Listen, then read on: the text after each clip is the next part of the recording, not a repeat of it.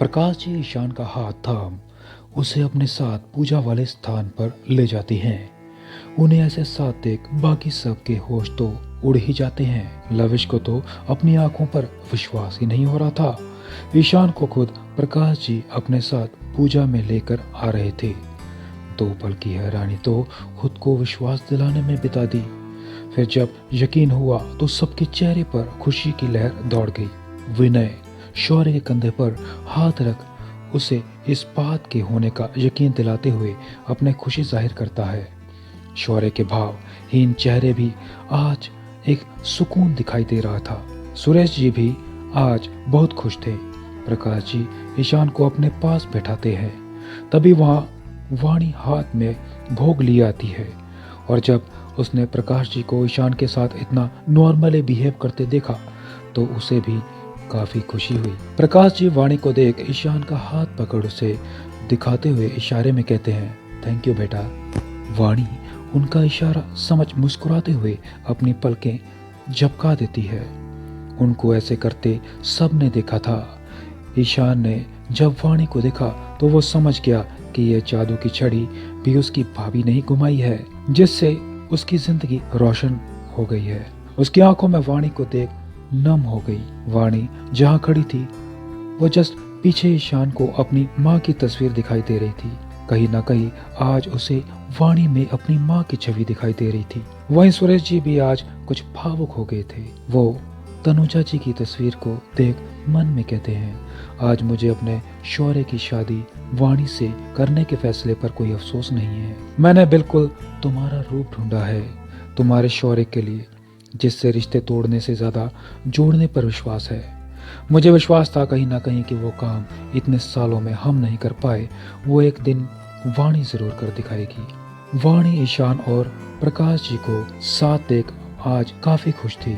उसे वो पल याद आते हैं जब उसने प्रकाश जी को समझाया था, उनकी गलती का एहसास करवाया था।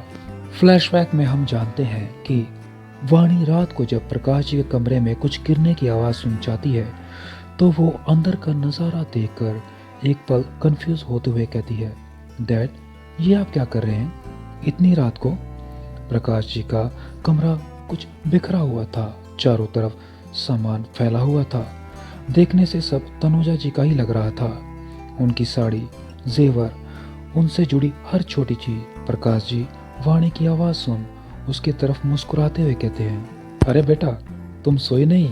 वाणी अंदर आते हुए अपने पैरों के पास आए सामान को ठीक से उठाते हुए साइड कर कहती है, सोने ही जा रही थी डैड, लेकिन आपने ये कमरे का क्या हाल बना रखा है। ये माँ की चीजों को ऐसे बिखेर क्यों रखा है। प्रकाश जी वाणी की बात सुन एक नजर अपने आसपास देख अपने सिर को हल्का खुजवाते हुए चिंता में कहते हैं, ओह शिट बेटा, मैंने तो जल्दी जल्दी में ध्यान ही नहीं दिया कि मैंने सारे सामान को कुछ ज्यादा ही बिखेर दिया। तुम चिंता मत करो, मैं अभी समेट लूंगा।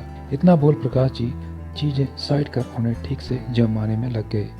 वाणी भी उनकी मदद करते हुए कहती है, वैसे डैड आपने इतनी रात को माँ की चीजें ऐसे क्यों बिखेरी थी। उसके बाद सुन प्रकाश जी हंसते हुए कपड़े अलमारी में जमाते हुए कहते हैं, अरे बेटा बिखेरा नहीं था, मैं तो सफाई करने के लिए सब चीज निकाल रहा था। वो क्या है ना, तुम्हारी सास को साफ सफाई काफी पसंद थी और वो अपनी हर चीज को काफी सलीके से साफ सुथरे तरीके से रखना पसंद करती थी। इसीलिए रोज तो नहीं पर उनकी हर खास दिन में उनकी चीजों को साफ करता और ठीक से रख देता हूँ मैं। इस सब में उन्हें खुद के और करीब महसूस किया करता हूँ मैं। वाणी उनका तनुजा जी के प्रति प्रेम देख वो मुस्कुरा उठती है और उनकी मदद करते हुए प्रेम भाव से कहती है, ठीक है लाइए डैड, आज मैं भी आपकी मदद करती हूँ, इसी बहाने मुझे भी माँ से जुड़ने का मौका मिल जाएगा।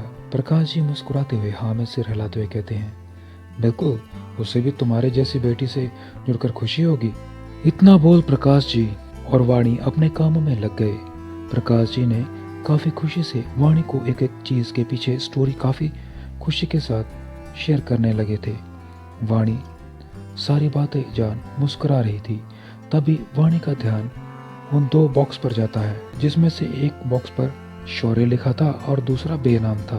प्रकाश जी का ध्यान ना देख वाणी धीरे से उस बॉक्स को छूती है, पर इस स्विच बॉक्स के ऊपर से कपड़ा साइड हट जाता है।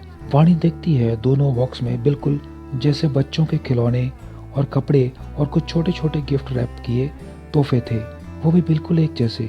यह सब देख वाणी के दिल में कुछ सवाल उठते हैं। वाणी वापस से उस बॉक्स को बंद कर प्रकाश जी के पास आती है। वाणी प्रकाश जी के चेहरे की खुशी उस चीज़ों में देख सोचते हुए उनके पास वाली कुर्सी पे बैठ खुद भी उन्हें साफ करते हुए काफ़ी गहरी आवाज़ में कहती है, डैड क्या मैं आपसे कुछ पूछ सकती हूँ? प्रकाश जी वाणी की तरफ एक नज़र देख खुशी से कहते हैं चीज़ों को साफ करते हुए, अरे बेटा आपको इतना फॉर्मल होने की ज़रूरत नहीं है, आप कुछ भी बेझिझक हमसे पूछ सकती हैं। हमने कहने के लिए थोड़ी आपको बेटी माना है, आप बेटी हो, पूछो क्या पूछना है।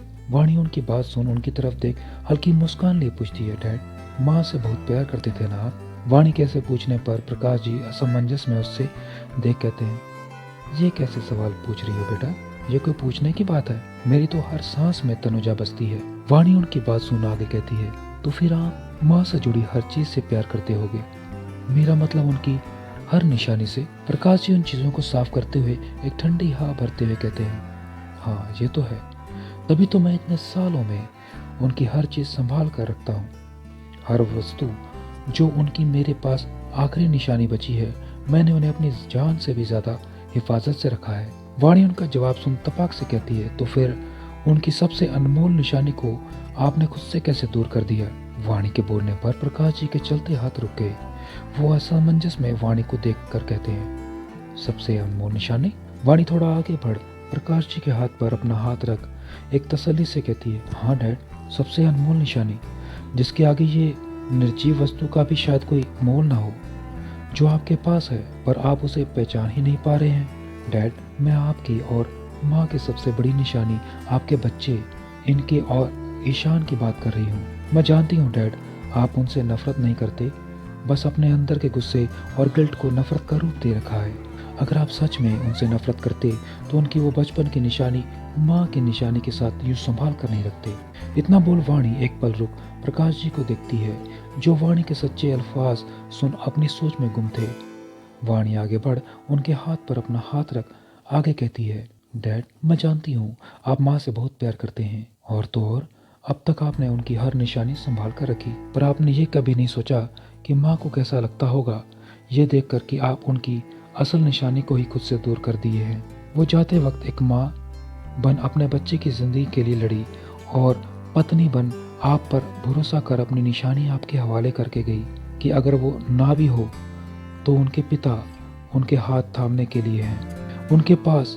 लेकिन अब भी देर नहीं हुई है डैड, जिस हाथों को आपने 25 साल पहले छोड़ दिया, एक बार उसे दोबारा थाम लीजिए। पछतावे और माफ़ी से बड़ी कोई चीज़ नहीं होती, गलती सुधरने के लिए होती है। मेरी बात का बुरा लगे तो इसके लिए मुझे माफ़ करिएगा डैड, शायद बेटी बन ज़्यादा बोल गई, पर मुझे कोई अफसोस नहीं है। इतना बोल वाणी दोबारा प्रकाश जी को देखने लगती है, जो अपनी सोच और गुस्से और गिल्ट नफरत की तरफ दर्द जैसे अनगिनत भाव में घिरे हुए थे। वाणी 2 पल उन्हें देख वहां से चली जाती है। वो जानती थी कि इतनी आसानी से सब कुछ ठीक नहीं होगा, लेकिन वो अपनी तरफ से बस एक कोशिश करना चाहती थी, जो आज उसने की। इसके आगे प्रकाश जी का भी फैसला होगा। फ्लैशबैक यहीं खत्म होता है। इससे आगे यही सारे सोच में वाणी हाथ जोड़ एक बार मन में भगवान से थैंक यू कहती है। आखिर उसकी कोशिश बेकार नहीं हुई और सब ठीक हो गया। तभी वाणी के कानों में पंडित जी की आवाज़ आती है। पंडित जी सारे सामान को व्यवस्थित करते हुए वाणी से कहते हैं, बिटिया यहाँ मंगल द्वारा, बिटिया यहाँ गंगा जल और दूध का पात्र नहीं है। वाणी ये सुन आसपास देख जल्दी से कहती है, जी पंडित जी, वो पीछे वाले पूजा स्थान में रखी है, मैं अभी लेकर आती हूँ। इतना बोल वाणी तुरंत वहाँ से निकल गई और जल्दी से सामान लिए वापस आ ही रही थी कि उसके पाँव में पत्थर लगने की वजह से उसे मुंह से हल्की सी आह निकल गई। वाणी अपने पाँवों को उठाकर देखती है, फिर जल्दी से थाली नीचे रख अपना पाँव से कंकड़ साफ कर जैसे ही उठने को होती है कि अचानक उसके माथे और चेहरे के ऊपर पानी की धार गिरने लगती है। एक पल के लिए तो वाणी अचानक से हड़बड़ा सी जाती है, फिर जब पानी रुक जाता है तो वाणी के चेहरे से पानी साफ कर तुरंत ही ऊपर देखती है। सामने सीमा एक पानी की पात्र लिए काफी कुटिल मुस्कान लिए वाणी को देख रही थी। वाणी खुद के चेहरे को साफ करते हुए खड़ी होकर गुस्से वाले लहजे में कहती है, ये क्या हरकत है सीमा? सीमा काफी एटीट्यूड के साथ कहती है, तुम्हें तुम्हारी औकात दिखा रही थी। फिर वाणी के जबड़ों को हल्के से पकड़ थोड़ा उठाकर चेक करने के अंदाज में कहती है, वैसे मानना पड़ेगा, काफी मोटी चमड़ी की हो तुम। इतनी बेइज्जती के बाद भी यहाँ मेरे सामने खड़ी हो। वाणी अपना चेहरा सीमा से झटक कर कुछ कहती उससे पहले ही सीमा तीखी मुस्कान के साथ कहती है, वैसे उस घर में रहकर खुद को शायद वहाँ की मालकिन समझ बैठी हो। ये कपड़े, ये महंगे जेवर, खैरात में मिली चीज तुम्हें अपनी सी लगने लगी है। यूं आगे पीछे ओबराय परिवार के मर्दों के आगे डोल, ये सब पाना तो तुम्हारे लिए चुटकियों का खेल है ना। ये घर की बहू के जैसे काम करना, ये खेल है ना। फिर एक अफसोस भरी टोन में कहती है, अरे तुम्हारी औकात के चक्कर में तुम्हारा ये दिखावे का सिंदूर भी मिट गया। वैसे अच्छा है जिसका कोई अस्तित्व नहीं, वो ना ही रहे तो किसे फर्क पड़ता है। वाणी ये सुन अपनी मांग पर हाथ रखती है, जिसके बाद वाणी को अब सीमा पर काफी गुस्सा आता है, लेकिन वक्त और हालात को देख वो एक वार्निंग भरे लहजे में कहती है, लिसन सीमा, मेरे पास तुम्हारी ये बकवास सुनने का बिल्कुल ही वक्त नहीं है। और रही बात मेरी औकात, तो आज एक बात मैं आपको क्लियर कर देती हूँ कि अगर जिस दिन तुम मेरी औकात जान जाओगी, उस दिन तुम यहाँ मेरे सामने खड़ी नहीं हो पाओगी। और रही बात मेरे सिंदूर की, तो मेरा सिंदूर मेरी पहचान है और किसी को भी ये हक नहीं कि ऐरा गहरा इस पर या इसके अस्तित्व पर उंगली उठाए। I hope you understand. इतना बोल वाणी गुस्से में वहां से निकल गई। सीमा का तो मुंह ही बन गया। एक बार फिर वाणी के मुंह से खुद की इंसल्ट देख वो भी गुस्से में अपने दांत पीसते हुए कहती है, अब तो लगता है इस दो टिके की लड़की को उसकी असली औकात दिखानी ही पड़ेगी, छोड़ूंगी नहीं तुम्हें। इतना बोल सीमा भी वहां से निकल गई। वाणी पूजा का सामान देते हुए सारी चीज को एक बार फिर से व्यवस्थित कर पंडित जी से कहती है कि चेक कर लीजिए। जैसे ही शौर्य के पास बैठने को हुई कि सीमा पहले ही शौर्य के बगल में बैठ धिक्कार भरी नजरों से उसे देखती है। ईशान और बाकी सबको सीमा का ये बिहेव बिल्कुल पसंद नहीं आया। वाणी बिना कुछ कहे चुपचाप कुछ पीछे हट बैठ गई सबके साथ। ईशान गुस्से में जैसे सीमा को कुछ कहने वाला था कि वाणी जल्दी से ना में सिर हिलाकर उसे रोक देती है और ईशान गुस्से में सीमा को घूर कर चुप हो जाता है। पंडित जी कहना शुरू करते हैं, जजमान, पूजा का मुहूर्त होने को आया है। प्रकाश जी की तरफ देखते हैं, आए पूजा में बैठे। प्रकाश जी उनकी बात सुन एक नजर शौर्य को देख पंडित जी से सीरियस टोन में कहते हैं, पंडित जी, आज की पूजा मैं नहीं करूंगा। ये सुन सब आश्चर्य से प्रकाश जी को देखने लगते हैं। प्रकाश जी आगे कहते हैं, बल्कि मेरा बड़ा बेटा शौर्य आज इस पूजा में बैठेगा। उनकी बात सुन सबको काफी खुशी होती है। वहीं शौर्य अब भी शॉकिंगली प्रकाश जी को देखता है। उसे समझ नहीं आ रहा था कि अचानक आज ये बदलाव एक साथ कैसे हो रहा है। पंडित जी उन्हें हाँ में सिर हिलाकर आने का इशारा करते हैं। सबकी निगाहें शौर्य पर जाती हैं, जो एक नजर अपनी माँ की तस्वीर को देख रहा था। सुरेश जी शौर्य की मनोस्तुति समझ प्यार से कहते हैं, शौर्य जाओ अपनी जिम्मेदारी निभाओ। शौर्य अपने दादाजी की बात सुन अपनी जगह से खड़ा होकर चुप कर पूजा वाले स्थान पर बैठ जाता है। पंडित जी उसे देख आगे कहते हैं, जजमान, इस पूजा में पति पत्नी साथ में बैठे हैं, तो आप अपनी पत्नी को भी बुला लें। ये सुन सबकी निगाहें वाणी पर जाती हैं। वाणी भी एक पल ये सुन हिल गई कि वो क्या करे। उसे समझ नहीं आ रहा था कि वो कैसे शौर्य के पास जाकर बैठे। वाणी अपनी निगाहें उठाकर शौर्य को देखती है, जो अब तक खामोश था। उनकी नजर सुरेश जी और प्रकाश जी पर जाती है, जो उन्हें जाने का इशारा करते हैं। वाणी ऐसा जाना तो नहीं चाहती थी। बिना शौर्य के बुलाने पर, सबके कहने पर वो जैसे उठने को हुई कि सीमा पंडित जी की बात को बीच में काटते हुए एक घमंड से कहती है, लेकिन पंडित जी, शौर्य अपनी पत्नी के साथ कैसे बैठ सकता है? इसकी तो अब तक शादी भी नहीं हुई है। सीमा ये कहने पर वाणी जो उठने वाली थी, वो अपनी हकीकत से रूबरू होते हुए वापस थाम से बैठ गई। उसकी आंखों से आंसू छलक गए। आज भी उसकी पहचान गुमनाम थी। वो अपनी डबडबी आंखों से शौर्य को देखती है, जो अब तक खामोश था।